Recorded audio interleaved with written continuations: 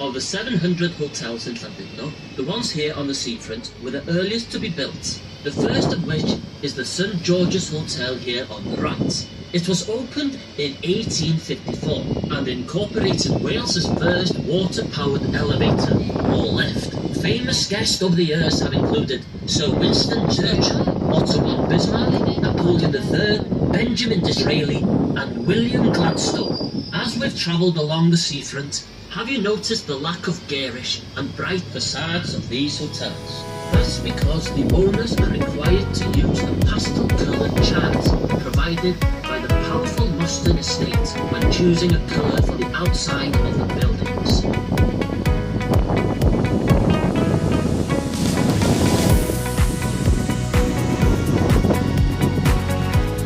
And proximity to historical sites, Llandudno is a perfect destination for travelers seeking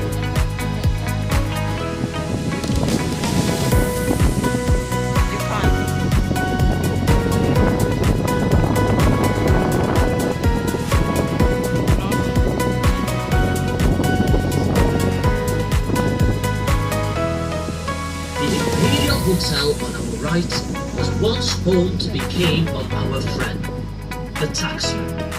The headquarters of the government's Inland Revenue Department was based here during the Second World War in 1940.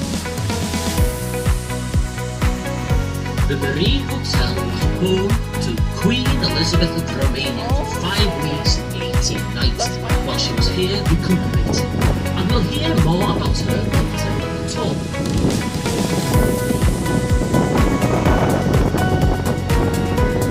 The large Green Hotel coming up on our right was opened in 1860 and was taken over 2 years later by Dr. Henry Thomas, who used it as the Llandudno hydropathic establishment, hence the name Hydro.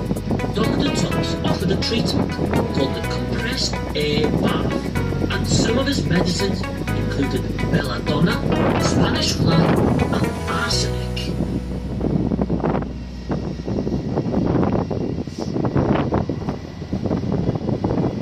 On our right is the North Wales Theatre, Venue Cymru, opened in 1994 by His Royal Highness Prince Charles, the Prince of Wales. It has one of the largest stages in the UK and has seating for 1,500 people. A new conference centre completes the project on this site.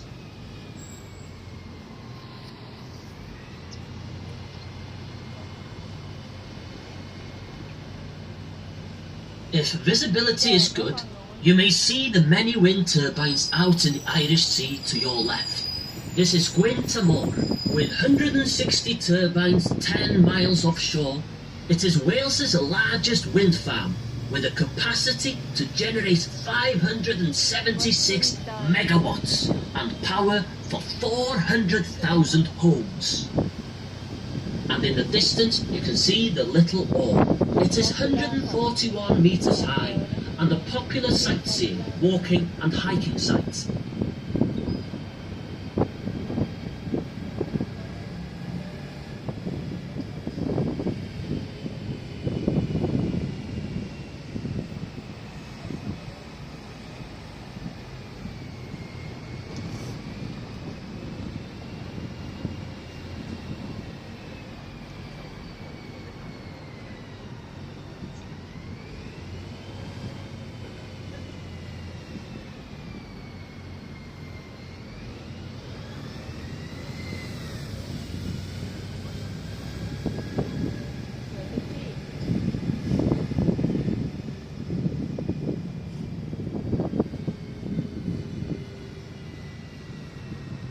Just up ahead of us are the paddling pool and lifeboat station. The open space to the right is Bodafon Fields, home to Bodafon Farm Park.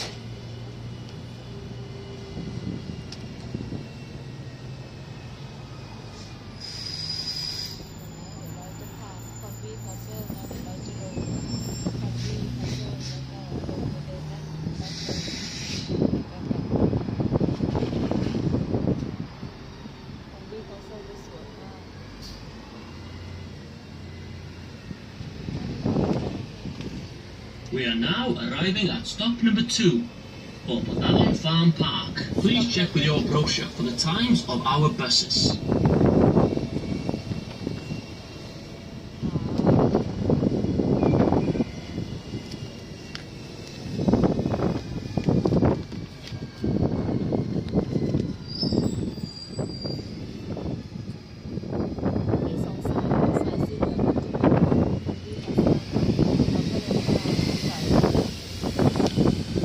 This is the part of town known as Great Orme.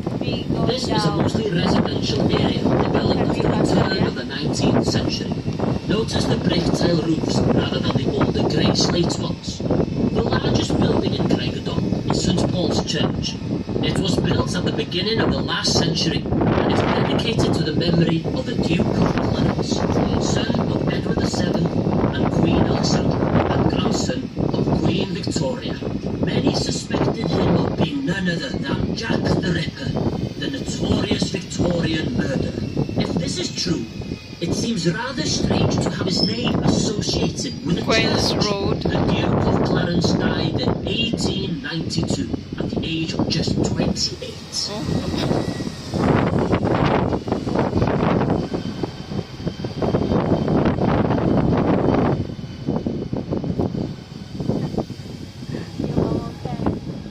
Ahead of us on our left is Queen's Park, named after Queen Victoria. However, one road down to the left is called Romania Drive, named after another queen, Elizabeth of Romania, who stayed here for several weeks in 1890. She was a noted author of romantic novels, and on a visit to the National Estate, she was honoured with acceptance into the Godset of the Bards under her pen name Carmen Silva. During her stay, she quickly grew to love the area and was always very complimentary about the standard of hospitality in Wales. Indeed, she was so fond of Wales, she actually learned some Welsh. When she left, she described Llandudno as a beautiful haven of peace. In Welsh, Havan He. To this very day, that's our town's motto. Through the trees ahead of us to our left, we may see a glimpse of an impressive stone building. Blind Veterans is a national charity that supports blind ex-servicemen and women towards living an independent life. The building was originally known as Lady Foresters, a convalescent home for the benefit of workers and their families from the iron industry based in Ironbridge in Shropshire. Oh my god, the houses.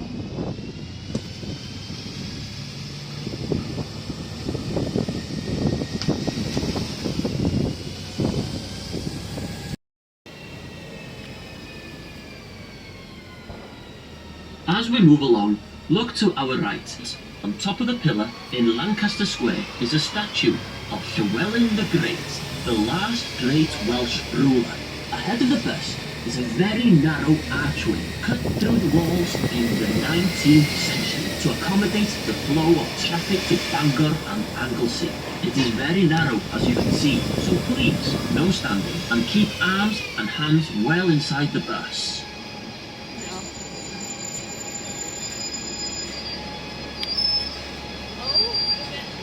Tip, you're not allowed to stand.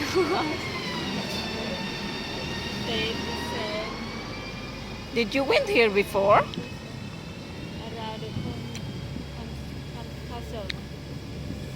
We are now briefly outside the town walls in Town Ditch Road, so named because of the base of the walls once lay the town ditch, an open sewer where all manner of rubbish was thrown. The walls are about 1,400 yards in length with 21 semicircular towers spaced out along them. Removable wooden platforms would have spanned the gaps between them, so that in the event of a hostile attack, the platforms could be removed, creating a break in the circuit, isolating those sections that were under siege.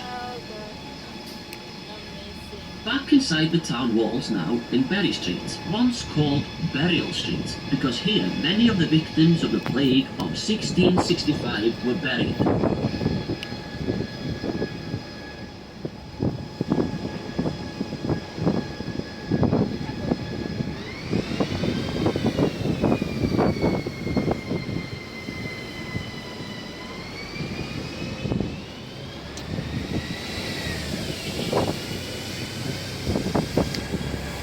of the bus, we see once again the magnificent castle. You can just see some of the traces of the limestone wash on the walls. And as we leave Conwy, look to the base of the castle walls at the oblong holes. They were known as latrines, and there are no prizes for guessing what came out of there. Any invader wouldn't dare to attempt to climb up into the castle through those holes. Did you went there to tip?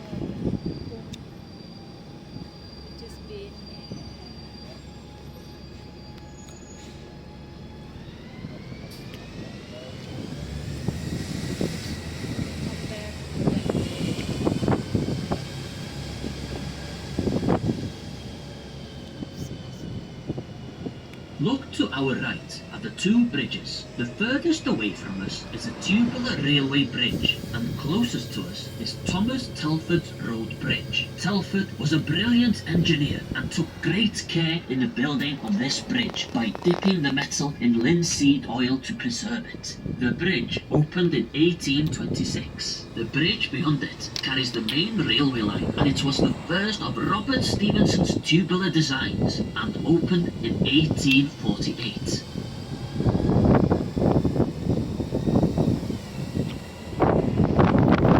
The modern bridge, shelter and waiting room for the tram system that operated here between 1907 and 1956. The trams transported local townsfolk and holiday makers around Llandudno, and they could even travel further afield too, as far east as Colwyn Bay. Much of the original tramway still exists, although modern streets have now largely covered them over.